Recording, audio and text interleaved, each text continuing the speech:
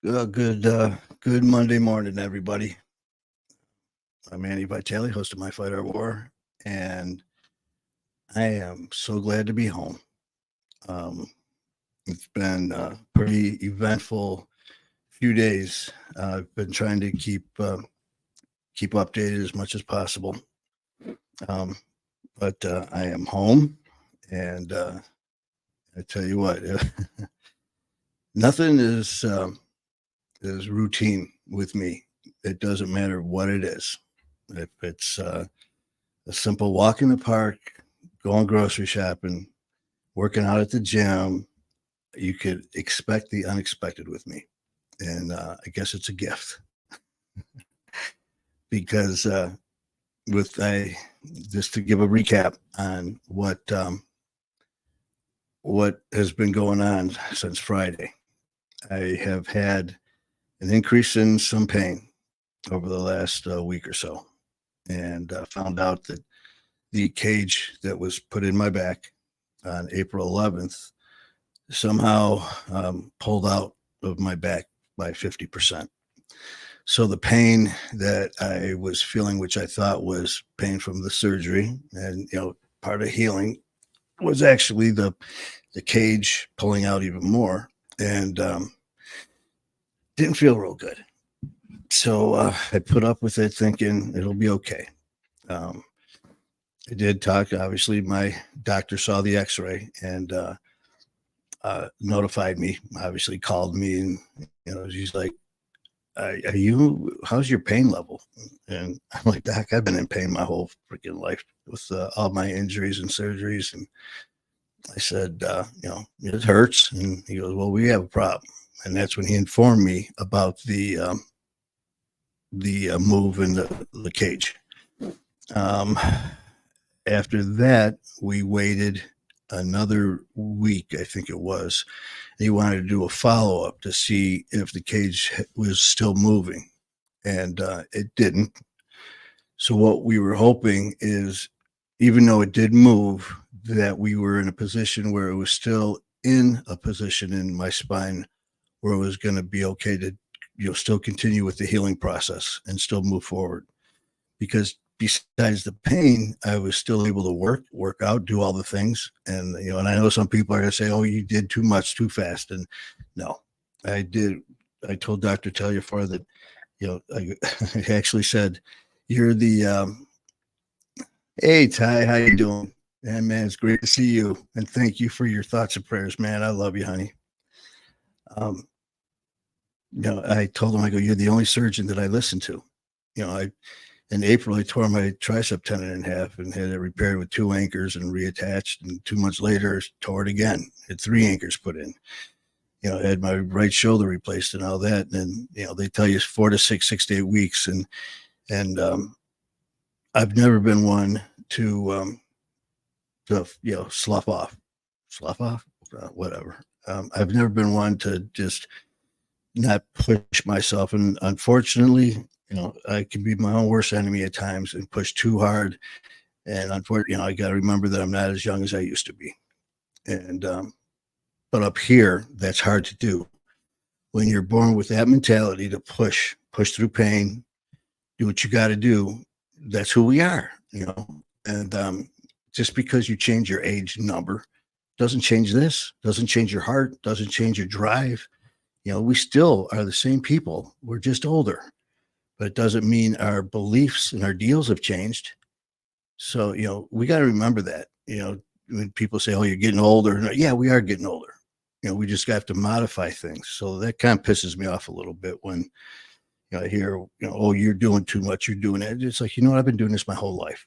And yes, I'm the one that pays the price when I push too hard and things happen and I have to have surgery and then unfortunately another. So yeah, that's me.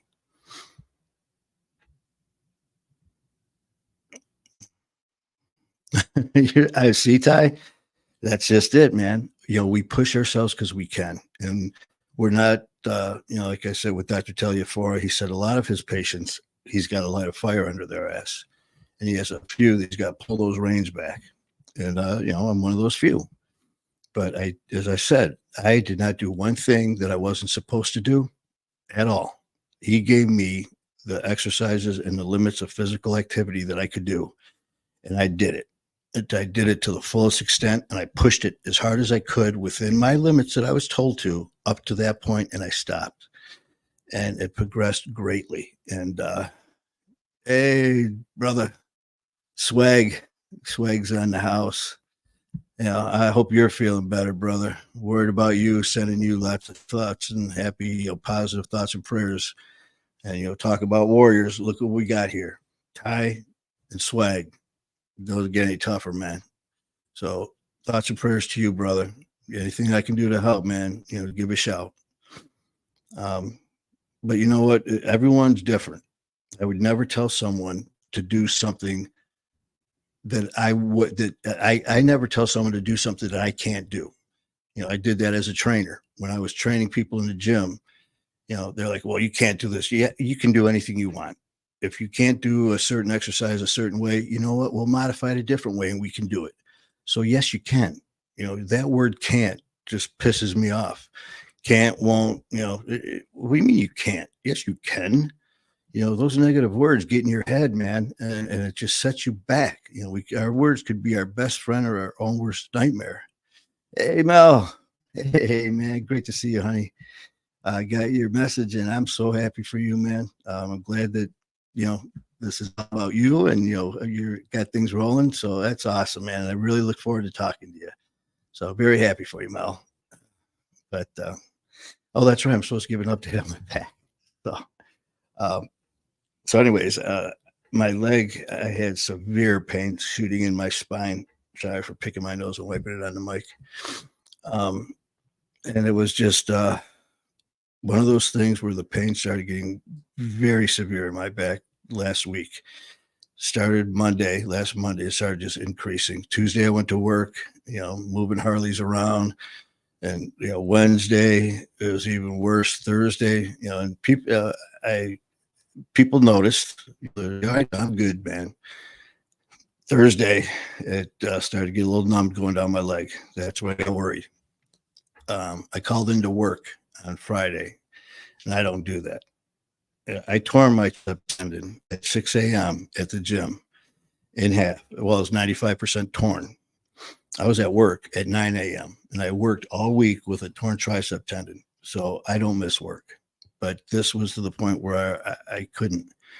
So I called my doctor and told him what was going on. And he said, I want you to get to the ER immediately. So I got to ER and they saw, my results, the diagnostic scans and everything. And I was, in X-ray, up in a room, scheduled for surgery the next morning. And that's what happened. So they operated on me on Friday. Yeah, they operated on me on Friday. Another 6-hour surgery. They had to go through the front this time and go through. And they had to. I'm a very popular dude, man. I had 2 surgical teams, so I'm somebody now. And look at this. I even got my hospital glove cup. But so I had 2 surgical teams. It was an approach team. And they went through my side last time. And this time they had to go through my abdomen. And I've had my appendix out and an umbilical hernia repair. So that was a big concern. And it turned a serious surgery into a very serious surgery by having to navigate through all the organs, get to the spine, remove the cage, replace it. You got the main artery going up your spine. And after I woke up, I was informed they couldn't put the cage in. The 2 plates, 4 screws are fine.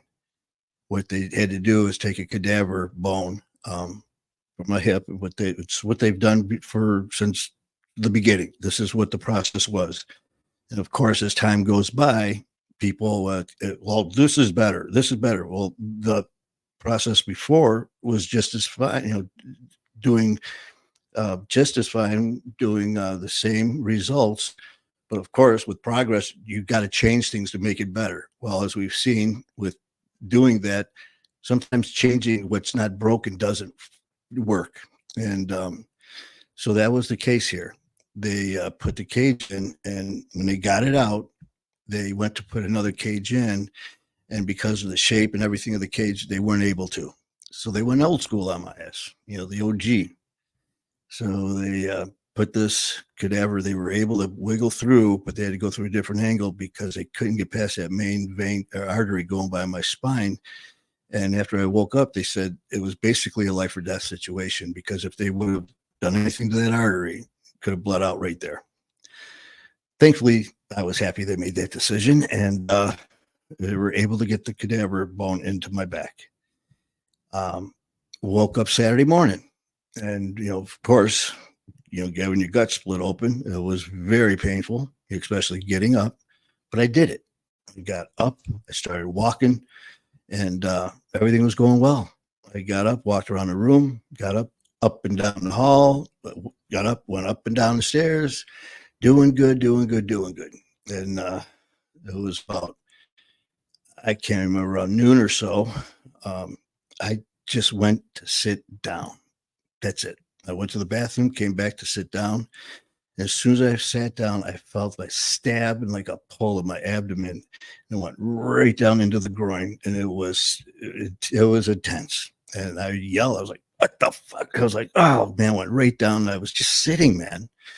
And my OG GA, my admin Lynn, who's also a registered nurse, thank God, and thank God for her, man, because she's really helped me through a lot, not only with my fight or war, but just in my personal life, helping me. She is an awesome person, and she was there and through the whole ordeal and saw what happened. And all of a sudden, that pain, which I was hoping was going to go away, I looked down in my groin area. It started swelling so fast, and then it started like within the top of my left side of my abdomen started to swell, and all this bruising and swelling, and it kept getting bigger. And I just started, I felt like I had to throw up. The nausea was terrible. And then every movement was 0 to 10. And, you get people that, 0 to 10, I'm a 12. Bullshit. That I could deal with pain. And I know I can. That pain, man, it was unreal. So they called the doctors. I stayed like that for almost 3 hours, hoping it was going to go away. And the intensity of that pain was incredible. And let's see, don't want to. So next, the surgical team comes in, and they start pushing and stuff. As soon as they touch, like around the left groin area, they actually thought I blew out inguinal hernia, and they were pushing on it to try to see if they could push it back.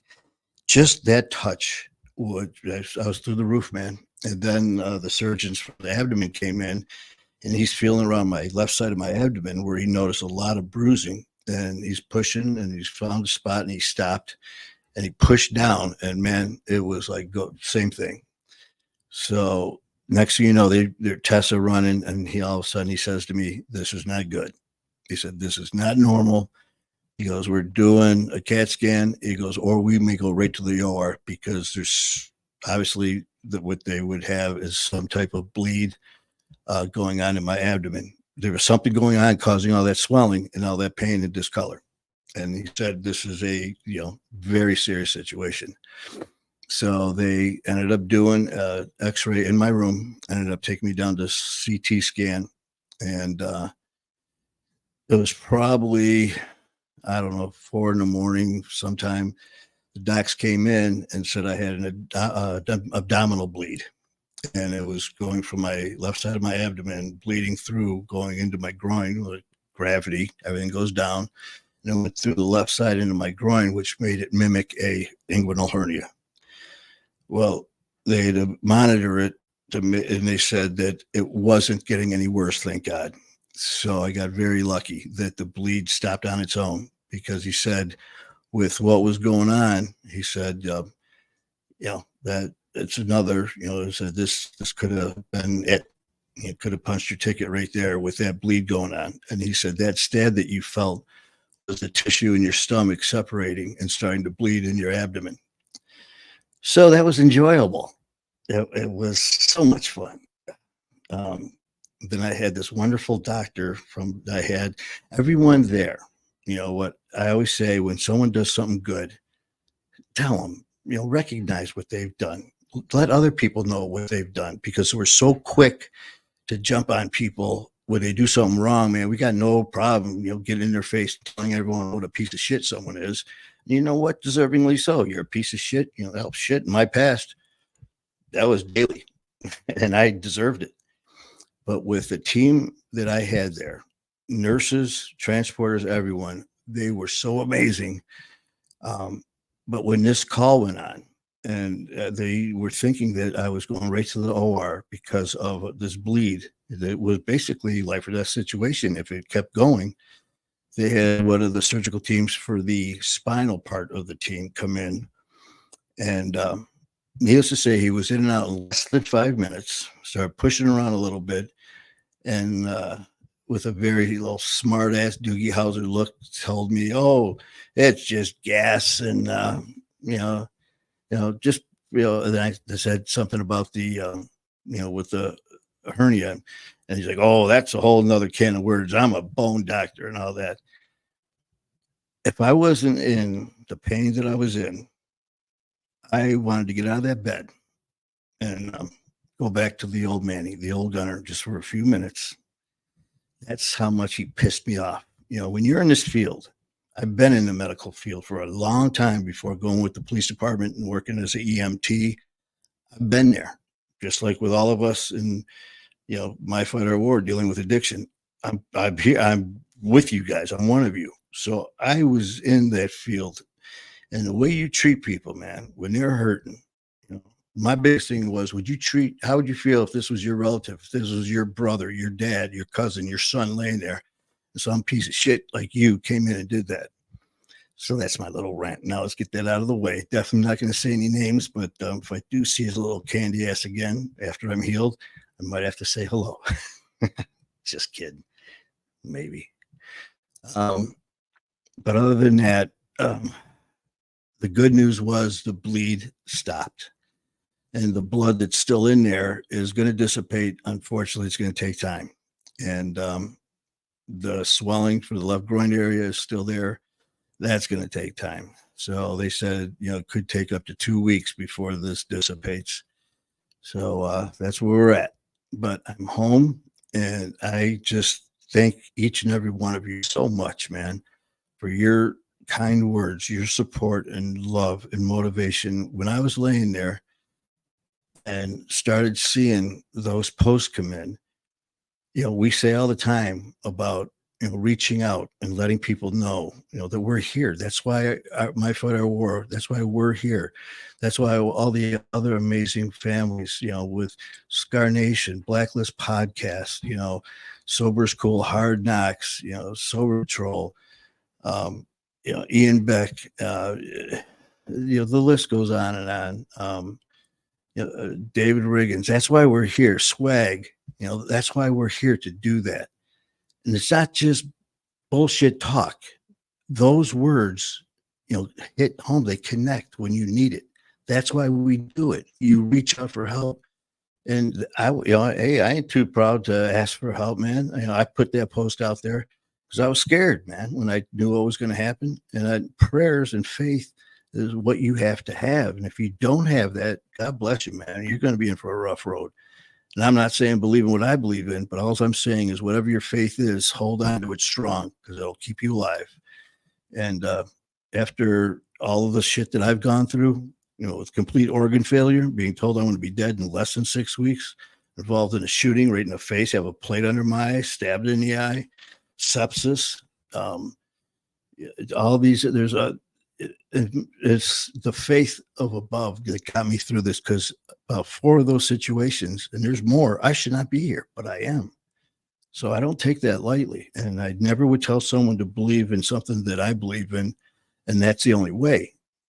Believe in what your faith is and hold strong to it, and really embrace it, because there's some rough times, man. And Saturday, when this happened, when I had sepsis in my right arm from my IV, and my vein turned bright red, and it stuck up, out of my arm and tracked up my arm towards my head. the feeling I had was I was just going out. I was starting to black out, and thank God the person who was there with me, said I wasn't acting right, man, and no one knew why. I was, and my gown moved, and also we saw the vein. Within minutes, the nurse came in. Within minutes after that, my room was full of surgical team. Within an hour, I was being operated on because of sepsis. Then they had to cut the vein out of my arm. The doctor said it was to a point they're not sure what they can do, and they're going to take. I'm not sure what they're going to do. They knew what they were going to do, but they said we're going to do our best for you, but there's a chance you're going to wake up in ICU on a ventilator, or we're going to do our best to keep you alive. All these things, man. It's just I don't take these lightly.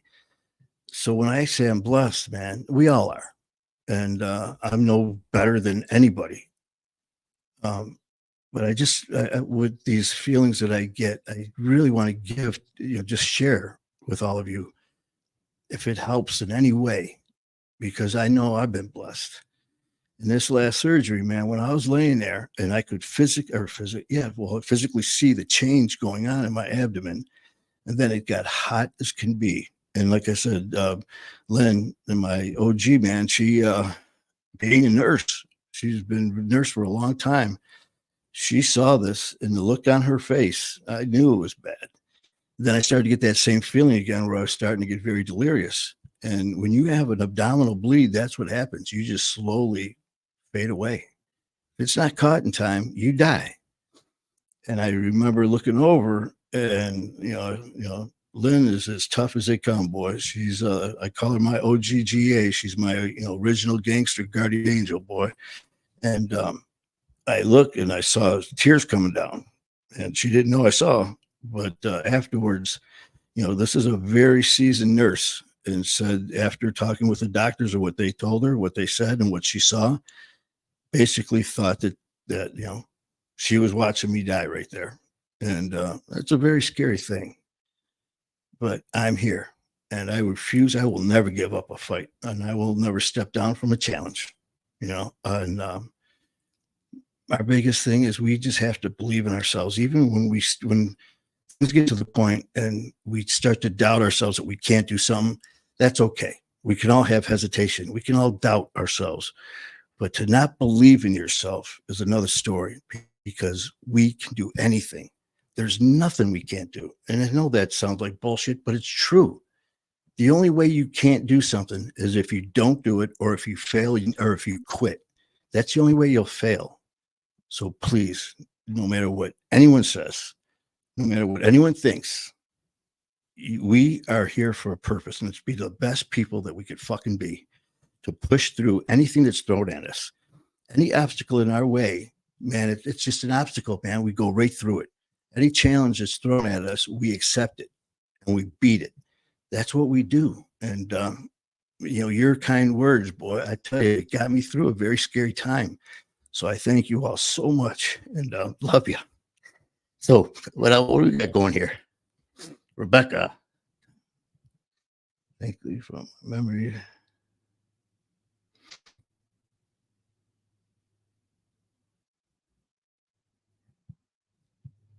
Hey, get the doctor now, boy. And I tell you, some of the staff there and the support staff, like I said, with the nurses, the treatment that I got from the support, I even hate to say support staff, because the nurses are freaking amazing, because they're taking care of the patient 24/7.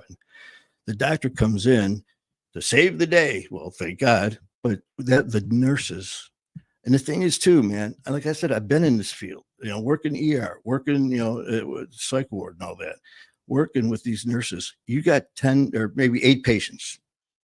One nurse, 8 patients. You get 2 patients that are bad, that are going down like me. And you got the other 6 patients who are still critical. And you're running your ass off. These nurses they're freaking heroes. And they did a great job. And I owe everything to them. This past, they were jumping right in. And, I didn't get permission to say their names at all, but if you are watching this, you know who you are. And I love you guys, man. You helped me through a very scary situation. So thank you.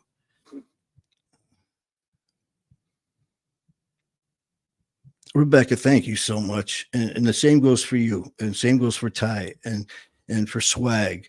Um, we're here for a reason, and it's so hard to believe that we are a gift. You know, after our past and all the terrible things that we have chose to do at that time. You know, we made a decision. We made a wrong decision. Some people come back from it, like all of us.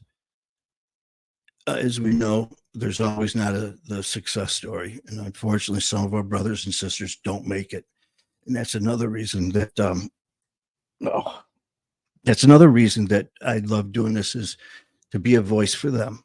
And you know, if I can't do that, I am letting people I love down who are no longer here, and that's unacceptable. Because when it comes to all of you, family, friends, you know, I will do anything I can to help everybody I can. But the ones that aren't here, I need to keep their name alive. And that's what I'm going to do. Where's the medicine? Ty, you nailed it, man. And as I told some of these nurses, I said, you know, I've been in this situation, and you always hear, you know, it's a patient. You know what? That is true, but you know what? It's a person first. It's a person first who became a patient. It's not a patient who's you know, they flip flop it. And, you know, when I was talking to a couple of nurses, I was like, you know, the nurses get paid well, you know, very well, and they deservingly so. They need to be paid more. But when you're in a first responder position, such as doctors and PT or doctors and nurses and MAs and PAs and, you know, EMTs, paramedics, anything, you need to do it. It's more than a job. It's more than a paycheck. It's a passion that you have in your heart and your soul to be that person in a crisis when someone's in so much pain and distress, to be there to help them. And you know, that's what we have to do. When I was with the police department, when I was working EMS, I've seen a lot of shit. And there's times, yeah, you know, you got someone coming at you, but you got to remember they're in pain. It could be a situation when I was with the police department, someone just maybe lost a loved one because of a shooting, stabbing, whatever it may be.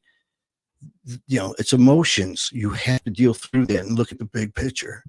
What we got going on, Jeff?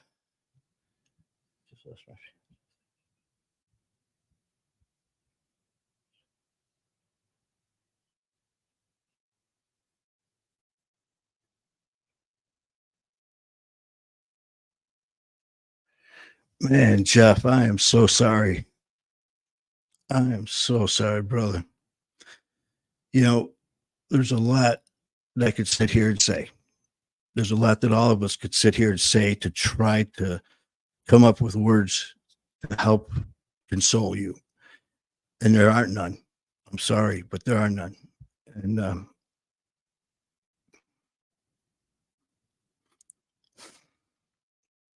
the only thing I can say is, as all of you, man, but Jeff, you and your family are definitely in our thoughts and prayers, man. And yeah, mistakes do happen. And, you know, and I know that you said you don't think you'll ever trust a doctor again. There are some like the one I dealt with, and then there's others who go above and beyond. I will never, you know, like I said, I can't even imagine the pain you're going through, brother, and I am so sorry. But you got our prayers, and there are so many doctors out there that do go above and beyond, and it's more than a paycheck; it's a passion. And for those, I love and respect so much. But for the ones, I mean, unfortunately, doctors are human, and mistakes do happen in any profession at all. Trying to choose my words real carefully here, man, because I love you, brother, and I don't want to upset you, you know. And mistakes do happen when, you know, people are, the old saying, you know, we're human. It doesn't make that, nothing I say is going to make your pain go away, except, well, hopefully I'm wrong. Um, what I just said about you being in not only mine, but our families and all the other ones I mentioned, Jeff, you're in all of our thoughts and prayers, as long as your fiance's family as well. And we're here for you, and we got your back. So, you hang tight, brother. And we got you. We got you.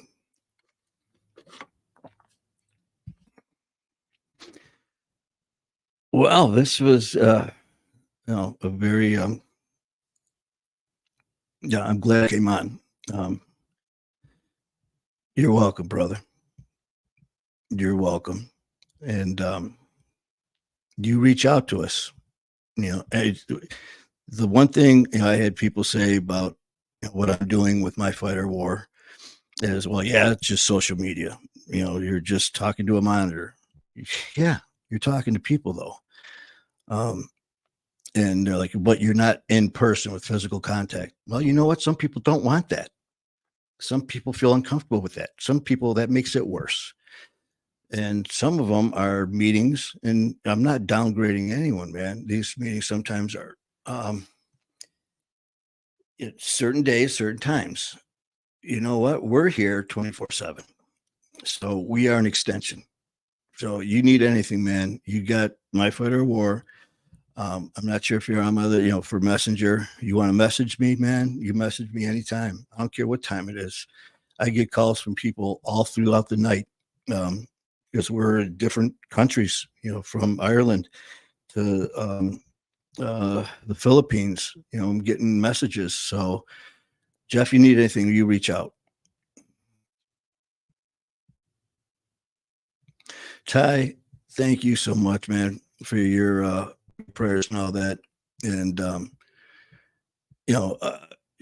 thank you for everything that you've done, for Josh and all of you awesome people at Scar Nation. I'm really looking forward to talking to Josh, having him on the show, as well as you. And if there's anything I can do for you guys at Scar Nation, please let me know. That's why we do this. This here is exactly why we do this. I didn't plan on coming home or going on today, but I wanted to reach out to all of you for the love that you gave to me. And the last thing I expected was to get, this conversation. I'm so glad I did, because we're here for Jeff. We're here for Jeff's family. We're here for his fiance's family. So thank you guys, man.